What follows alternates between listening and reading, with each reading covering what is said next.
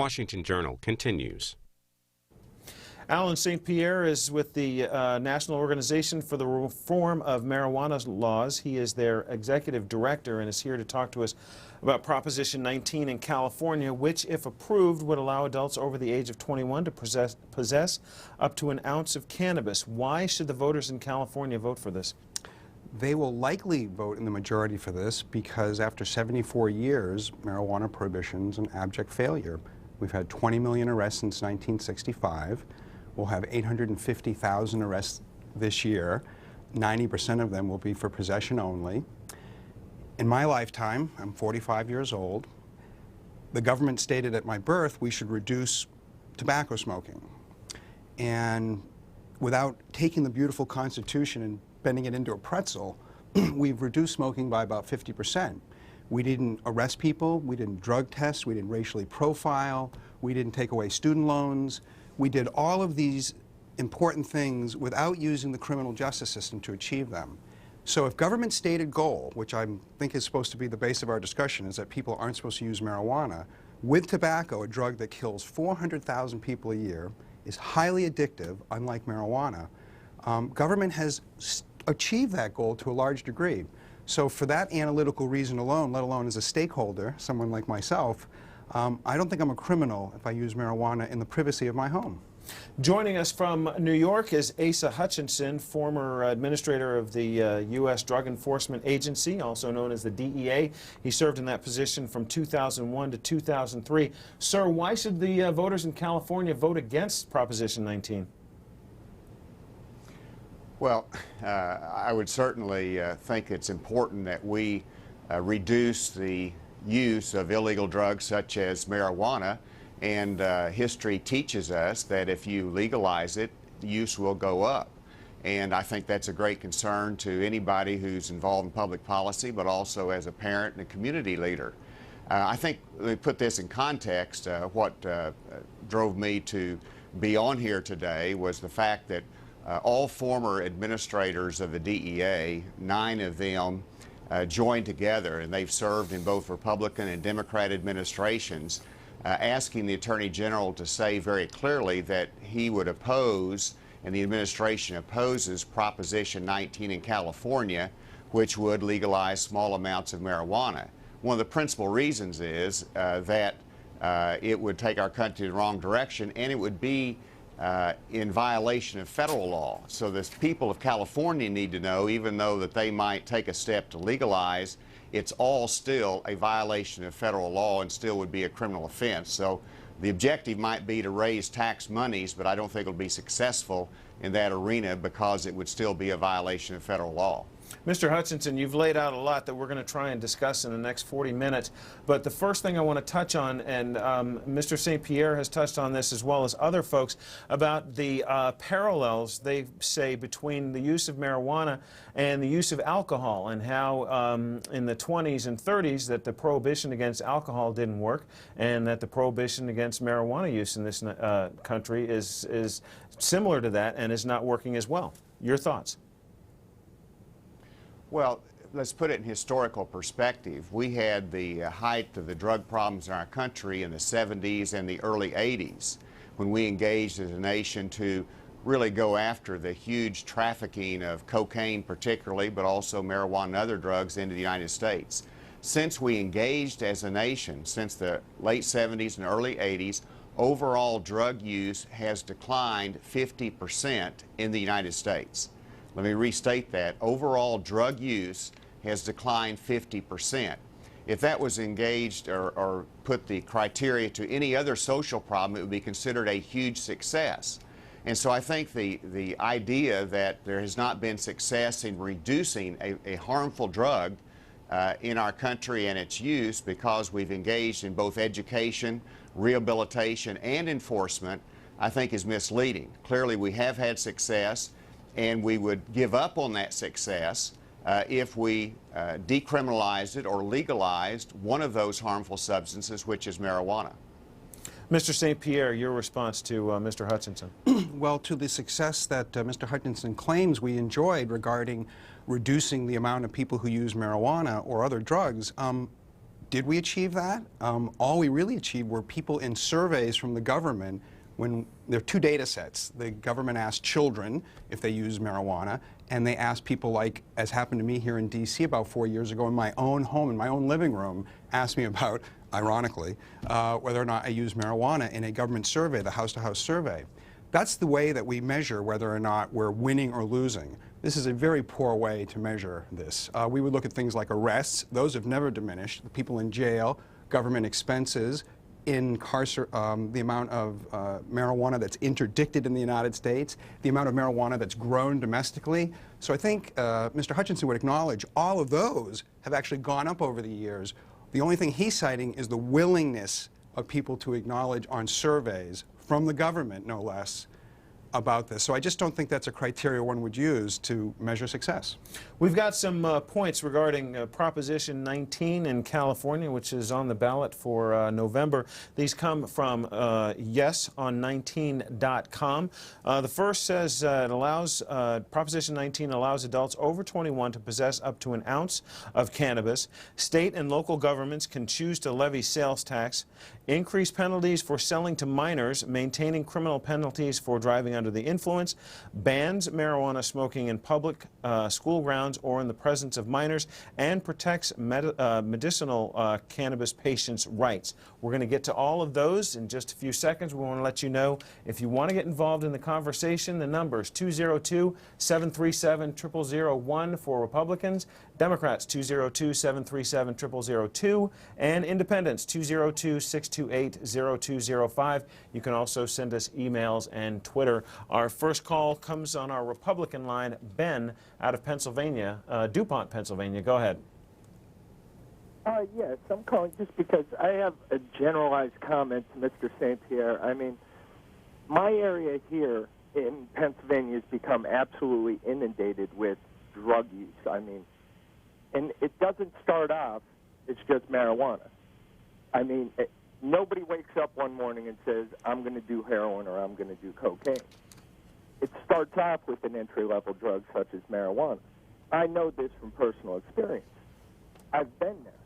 And I mean, sure, there are people who have no problem with it progressing on. But for children, this is, and I mean, you could sit and say, oh, well, we're going to have it where you have to be over 18. But let's face it, kids could get a cigarette anytime they want. Kids could get alcohol anytime they want. And alcohol or marijuana would be just as easy. Mr. St. Pierre? In fact, the gateway drugs are caffeine, coffee, tobacco, alcohol, then marijuana. Marijuana is the first illegal drug that children use. It's not the first drug that they use.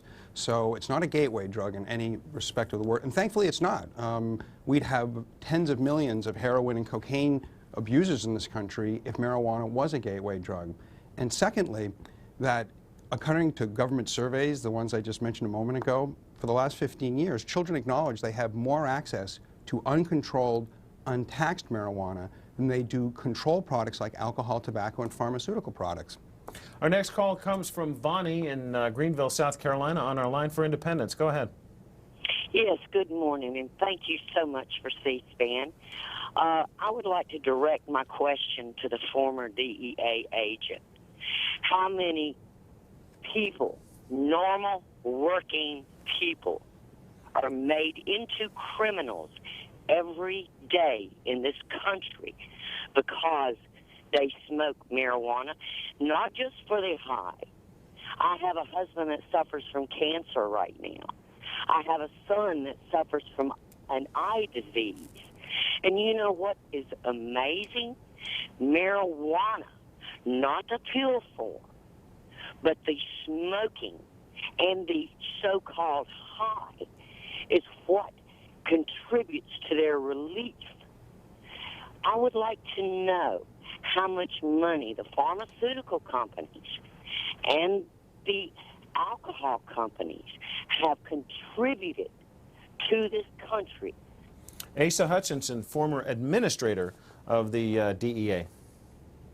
Go ahead, sir. Well, a couple of questions you raise. First of all, this is not a debate about medical marijuana. This is a debate about legalizing pot smoking for anybody that's over 21 in California.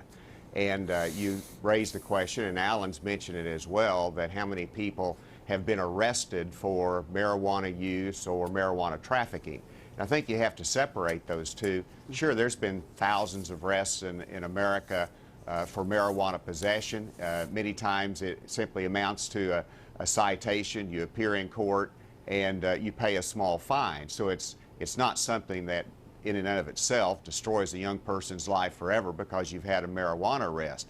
But if you do it different than that, where it's just totally legal, clearly usage will go up. And I think that's the fundamental question. Do you want marijuana use to increase in America or to decrease? And if you want it to decrease, then legalizing is not the right approach to it. I think that it's misleading to say that we spend all of these amounts on incarceration costs when much of our enforcement efforts are local police that make their decisions on citations or how to proceed. The DEA simply goes after the major traffickers. That's not going to change whether you enact Proposition 19 or not. You still would be illegal to be trafficking in thousands of pounds of marijuana as the cartels have done. Dennis on our line for Democrats out of Davies, Florida. Go ahead. Good morning. Good morning, Rob. It's good seeing you again. I called in last year, but I've been busy. I got a job. I was unemployed, and now I'm employed. What are your thoughts about our topic today about legalizing marijuana?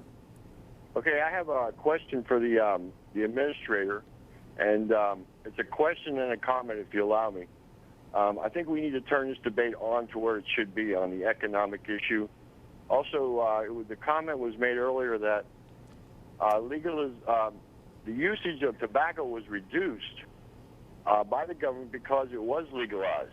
Therefore, it could logically be assumed that if you do the same thing with marijuana to reduce the use of marijuana, legalize it, and the same effect will occur as it did with tobacco.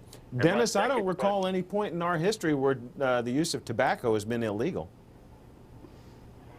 No, the question is that because it was legal, tobacco was legal, they were able to reduce the use of tobacco because it was legal. Make something illegal, and you will naturally cause the usage to go up. Asa Hutchinson. Well, whenever alcohol was legalized again, when Prohibition ended, I think that it's clear alcohol is a major consumable item today. I don't think you can say that alcohol consumption has gone down simply because we ended Prohibition. And I don't think anyone would claim that marijuana use would go down if you legalize it. I think it would have obviously just the opposite effect. The caller raised the question of the economic issue, and it's already been raised about how much tax revenue it might bring in if you regulated it. One, I don't think that should be a motivating factor for social policy in the United States. Just because governments need money, I don't think we should be looking for products like this to regulate and tax. But secondly, this is not a panacea for California. They say a local government can regulate and tax marijuana use or growth and the companies involved in it. Well, no one is going to sign a sales tax form or any other tax form whenever by doing so you're admitting that you are violating federal criminal law. And so as long as it's a violation of federal law, I don't see how it's going to be a revenue generator for the states. Well, it might surprise you, Asa, that there are probably 25 communities already in California where people are happy to sign those sale taxes, and those bean counters over at the government are happy to take the receipts. In fact, just if I can remember them correctly, Colorado, New Mexico, the District of Columbia, Rhode Island, New Mexico, and Maine, all of these states and their attorney generals and those phalanxes of government lawyers have already signed off on this. So on medical marijuana, they are already collecting these taxes. So you're maybe making a distinction that lawyers appreciate, but those of us in the lay world don't. Mr. Hutchinson, did you want to respond? Well, in the medical marijuana, this administration has indicated that it would not be pursuing those type of cases, and so it's not really in conflict because of that position. We're not talking about medical marijuana here. We're talking about possession and growing marijuana, which is clearly a violation of federal law, and we're asking this administration to make a strong statement that this would be the wrong direction for our country, as the President Obama's drug control strategy states that they oppose the legalization of marijuana. We hope that they'll make that more forceful. Well, let's go back to the phones. Fort Worth, Texas. Ben on our line.